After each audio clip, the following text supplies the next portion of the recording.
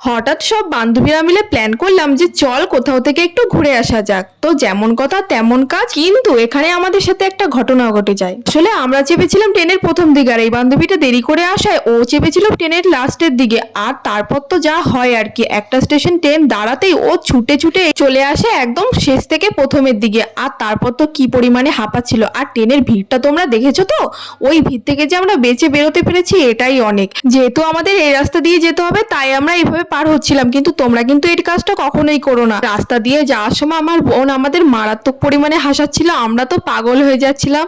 আর তোমাদের তো বলাই হলো না আমরা কোথায় যাচ্ছি। আমরা যাচ্ছিলাম আমার একটা বান্ধবীর মাসি বাড়িতে।